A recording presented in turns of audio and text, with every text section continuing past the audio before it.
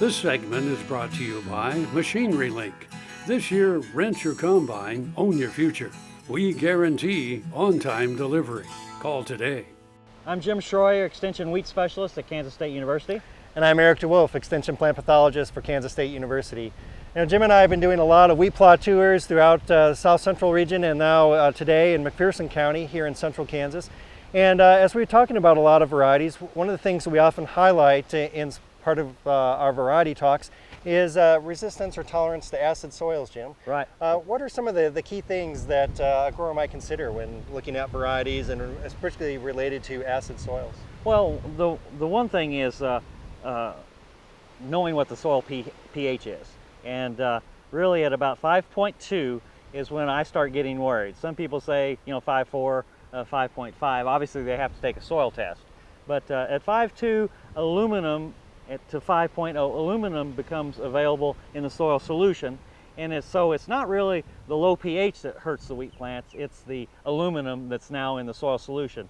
And it looks like someone took a Bic lighter to the roots, and it just, that aluminum, when it gets 18 to 20 and above parts per million in that soil solution, that's high enough that it can cause some serious damage. And like I said, it looks like somebody took a Bic lighter to the root tips and burned them. And so there's several ways, to answer your question, there's several ways to handle this, and one of the easiest is variety selection. Right. Now, one variety that is that's been around a few years that people really got excited about because it replaced Overly, and that's the variety Fuller. Right. But Fuller was very susceptible to low pH soil, so that really limited its production down in the central and south central part of the state. So, but a variety like Everest is very tolerant to low pH soil, and there are others as well.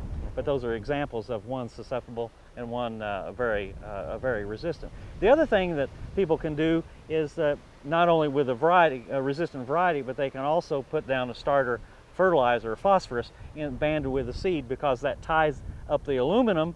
And like I said a second ago, it's not the pH that really bothers the plant so much, it's the aluminum. So if the phosphorus is binding with that aluminum, that takes it out of the soil solution, and the roots aren't taking it up. So it's not there for them to take it up. And the only real one that is a long-term solution is liming the soils. So take a soil test through K-State or any other reputable soil testing laboratory, and find out what the pH is and how much lime is required. Some may take only a ton of lime, some 2, 3, or 4. So and a lot of times if it calls for 3 or 4 tons of lime, that's pretty pricey. Right. And it depends on how close the nearest the lime pit or where the source is. So it can be pretty pricey.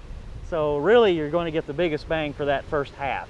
Okay. And so if you can't put on the full amount, you can put on half, and then maybe in 4 or 5 years do it again. Okay. So, but again, the soil test is pretty important to find out what that actual pH is and how much lime you're going to have to put on. Right. So is incorporating that lime, if you did go ahead and invest in that lime application, there's any certain procedures you'd have to do to make sure that you get the biggest bang for your buck there? Well, the biggest bang for the buck is incorporating it, like you were suggesting. In the old days they would plow it down and then that would be plowed in, and that would be just fine. But anymore, disc it in or field cultivate it. But we have a lot of people that are no-till producers. Right. And they don't want to touch that soil. So, well, that's going to cause a little more problems in that it's got to be in contact with the soil, and it doesn't move very much within the soil. So we need rain. In this situation, a no-till situation, we basically need rain to move that lime into the soil. And we haven't had much rain lately, as attested by how the wheat's been looking in the central part of the state. So, but you can lime it and not incorporate it, but it's going to take a long time to neutralize that. Otherwise, I would say incorporate it somehow. Okay. Farming is a tough business. With harvest looming, make the decision to rent your combine from Machinery Link. Machinery Link provides late model John Deere and Case IH combines delivered to your field on time, guaranteed. Machinery Link handles the cost of repairs, maintenance, and the other hassles that go with owning a combine, allowing you to focus your time and money on more important things. Don't miss your opportunity to reap the rewards that other Kansas farmers are already experiencing. Call today.